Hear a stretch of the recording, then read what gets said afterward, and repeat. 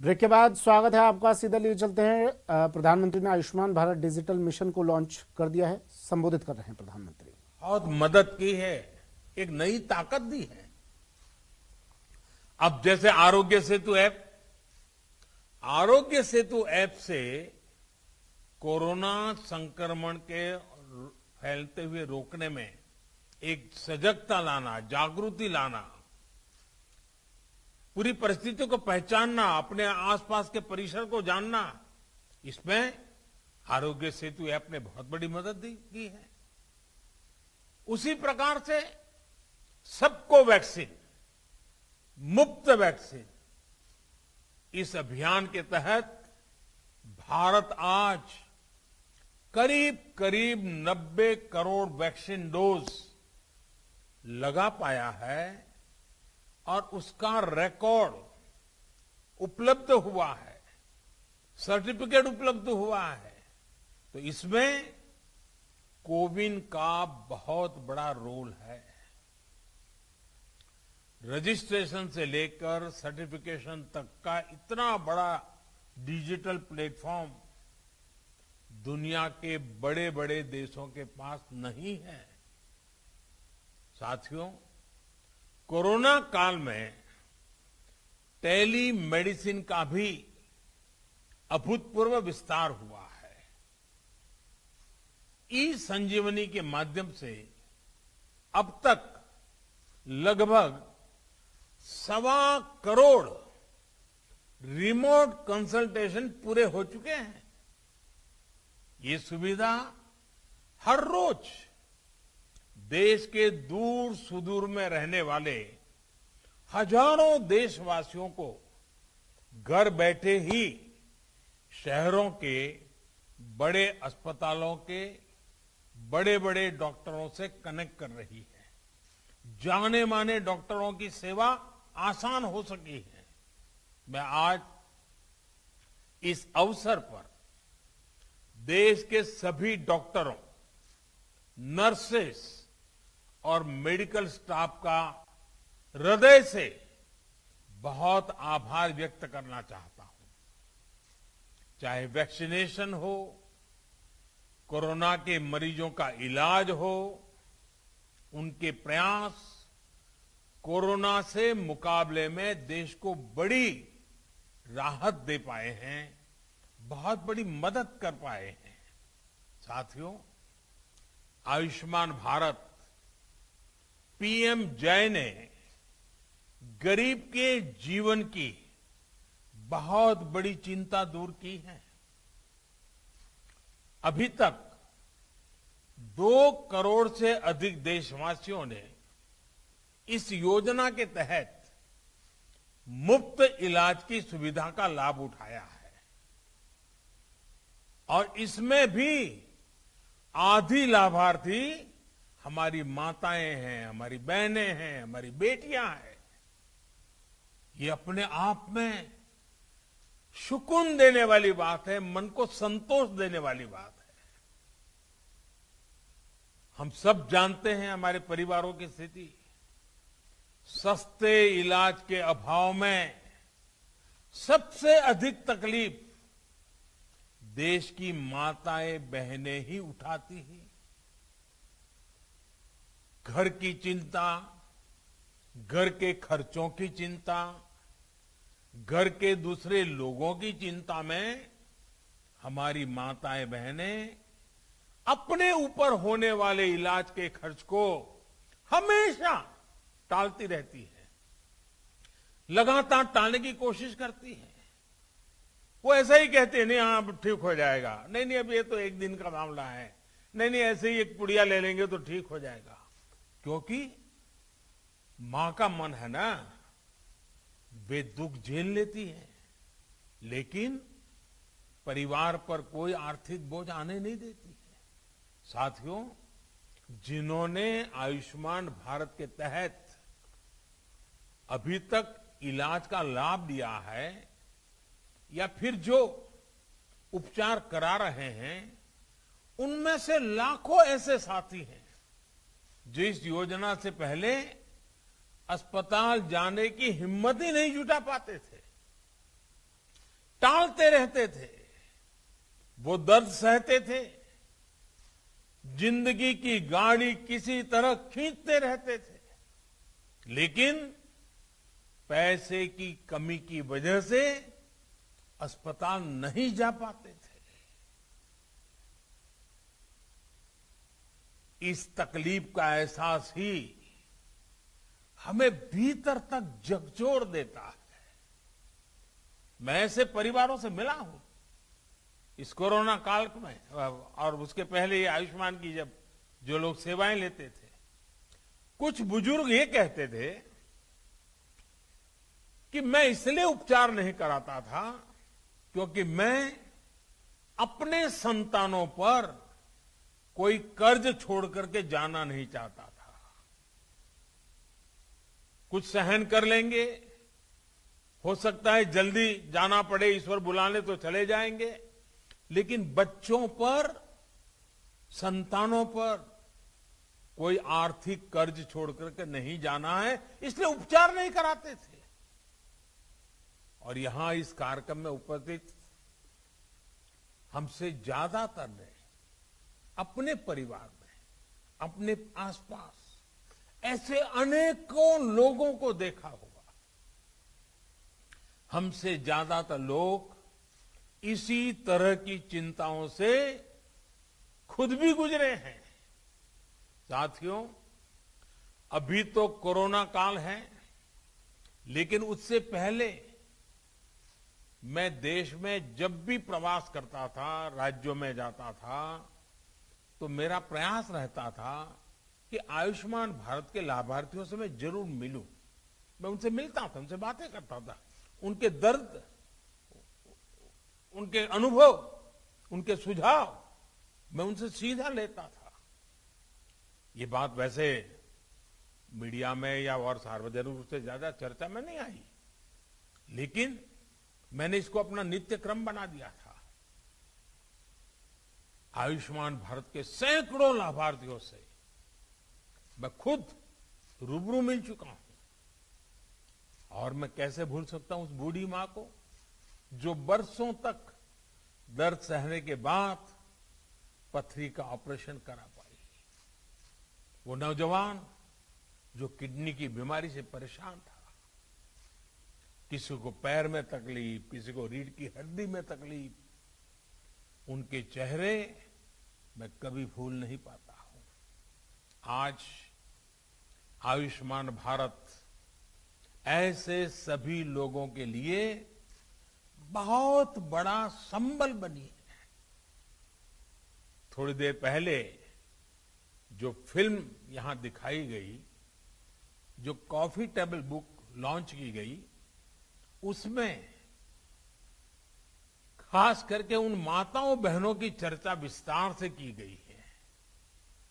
बीते 3 सालों में जो हजारों करोड़ रुपए सरकार ने वहन किए हैं, उससे लाखों परिवार गरीबी के कुचक्र में फंसने से बचे हैं। कोई गरीब रहना नहीं चाहता है।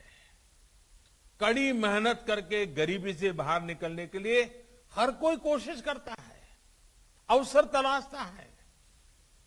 कभी तो लगता है कि हां बस अब कुछ ही समय में गरीबी से बाहर आ जाएगा, और अचानक परिवार में एक बीमारी आ जाए तो सारी मेहनत मिट्टी में मिल जाती है।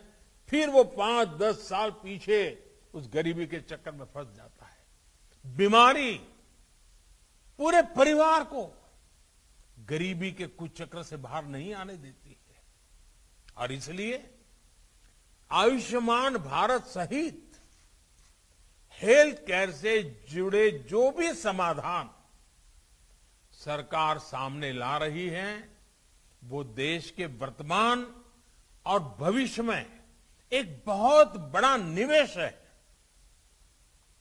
भाइयों और बहनों, आयुष्मान भारत डिजिटल मिशन अस्पतालों में प्रक्रियाओं को सरल बनाने के साथ ही ईज ऑफ लिविंग भी बढ़ाएगा।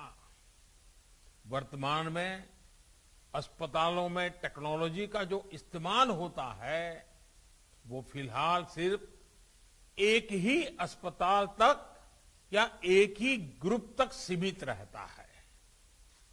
नए अस्पताल या नए शहर में जब मरीज जाता है तो उसको फिर से उसी प्रक्रिया से गुजरना पड़ता है।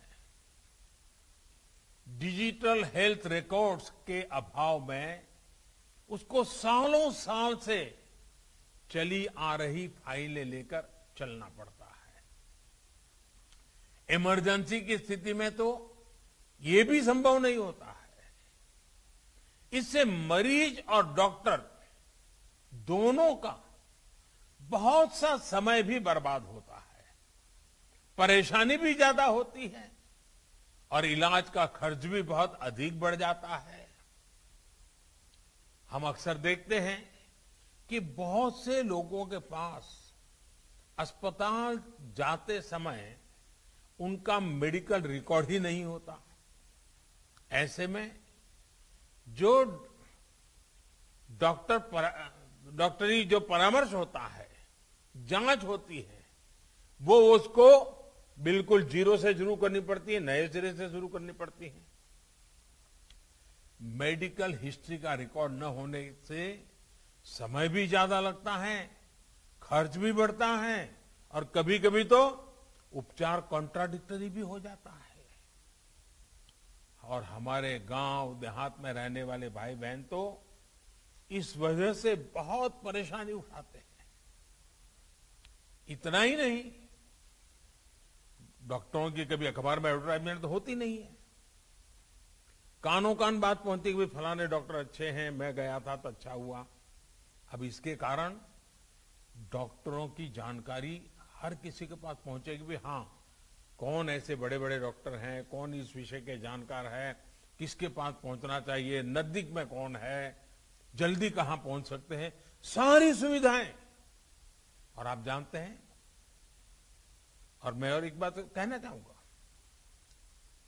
इन सभी नागरिकों इस तरह की परेशानी से मुक्ति दिलाने में आयुष्मान भारत डिजिटल मिशन बड़ी भूमिका निभाएगा।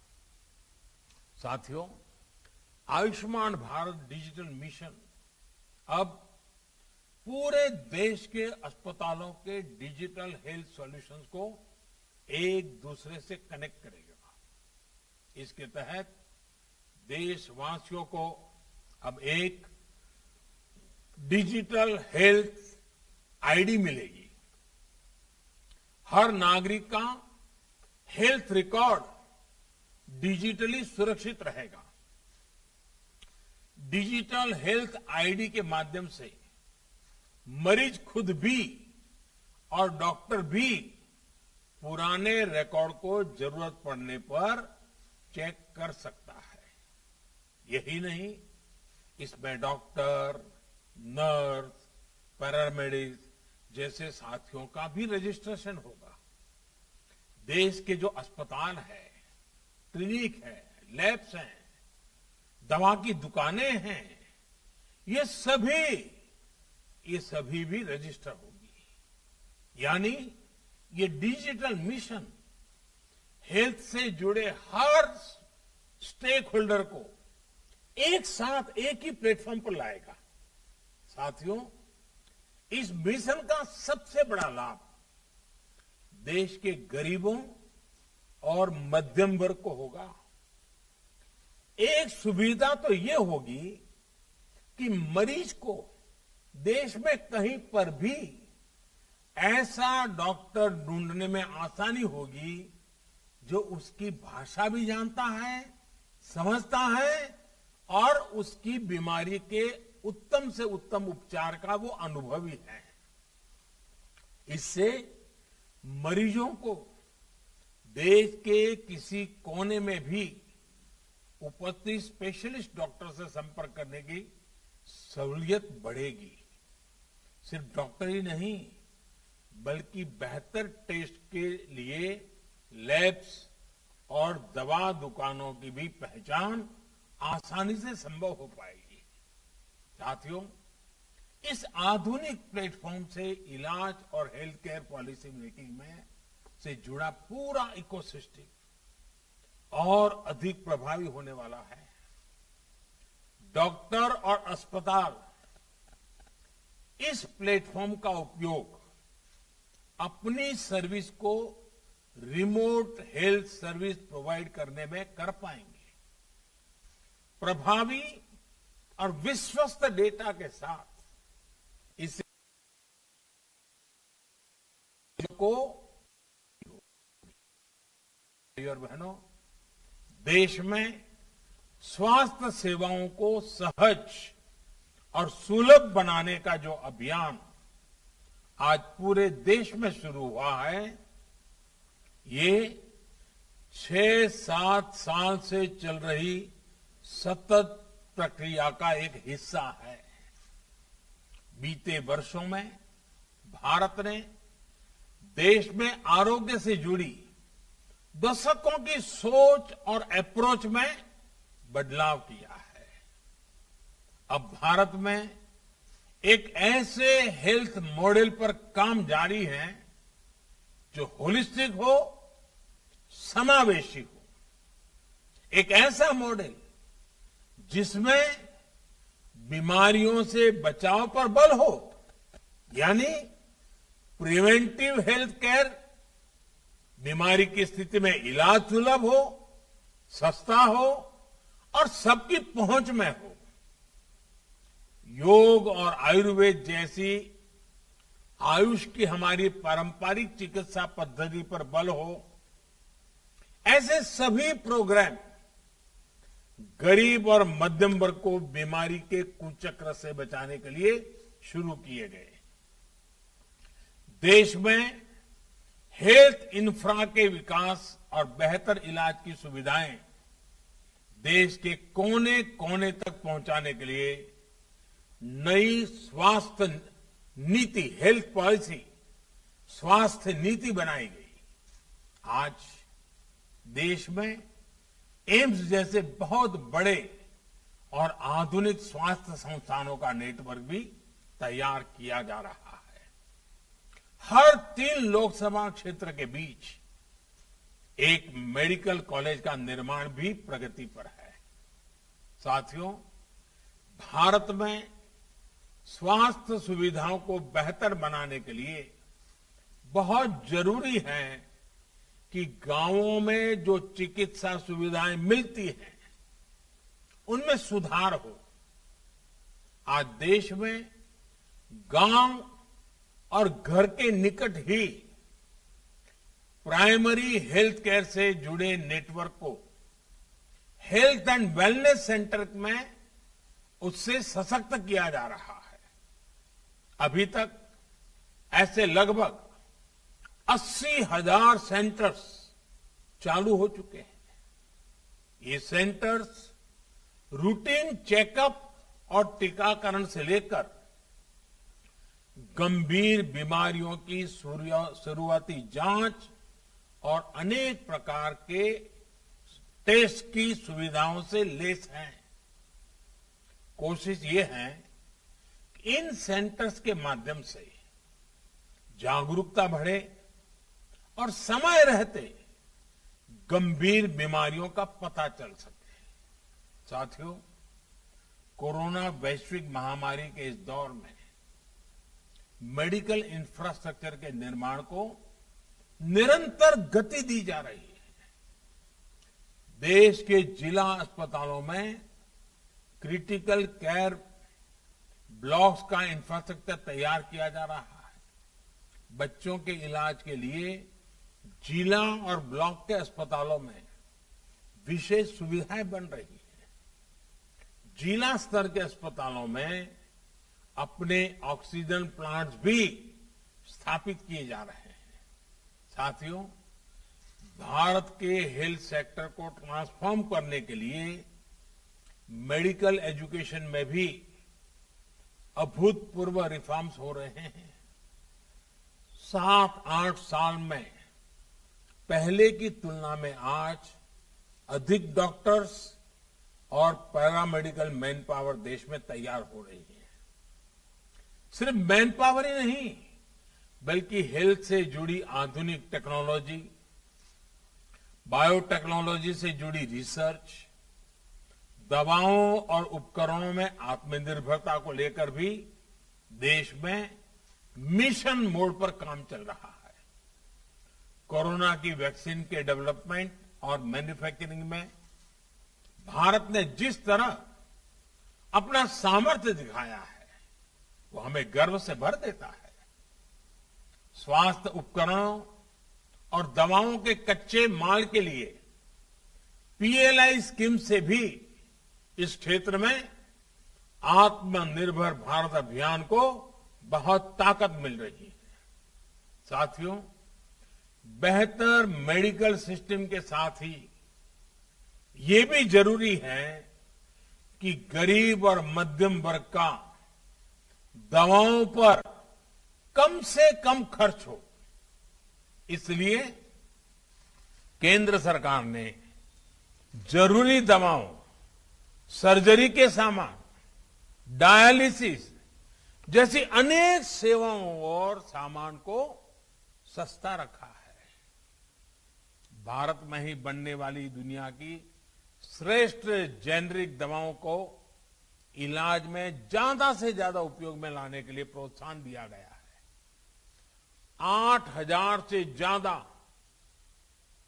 जन औषधि केंद्रों ने तो गरीब और मध्यम वर्ग को बहुत बड़ी राहत दी है। और मैं जन औषधि केंद्र से जो दवाइयां लेते हैं ऐसे मरीजों से भी पिछले दिनों मुझे कई बार बात करने का मौका मिला और मैंने देखा है कुछ परिवार ऐसे उनको डेली कुछ दवाइयां लेनी पड़ती हैं, कुछ उम्र में कुछ बीमारियों के कारण। इस जन औषधि केंद्र के कारण ऐसे मध्यम वर्गीय परिवार के 1,000, 1,500, 2,000 रुपया हर महीना बच रहा है। साथियों, एक संयोग ये भी है कि आज का ये कार्यक्रम वर्ल्ड टूरिज्म डे पर आयोजित हो रहा है। कुछ लोग सोच सकते हैं कि हेल्थ केयर के प्रोग्राम का टूरिज्म से क्या लेना देना, लेकिन हेल्थ का टूरिज्म के साथ एक बड़ा मजबूत रिश्ता है, क्योंकि जब हमारा हेल्थ इंफ्रास्ट्रक्चर इंटीग्रेटेड होता है, मजबूत होता है, तो उसका एक सकारात्मक प्रभाव टूरिज्म सेक्टर पर भी पड़ता है। क्या कोई टूरिस्ट ऐसी जगह जाना चाहेगा जहां किसी इमरजेंसी में इलाज की बेहतर सुविधा ही न हो? और कोरोना के बाद से एक ब्रेक लेते हैं, जल्द हाजिर होंगे।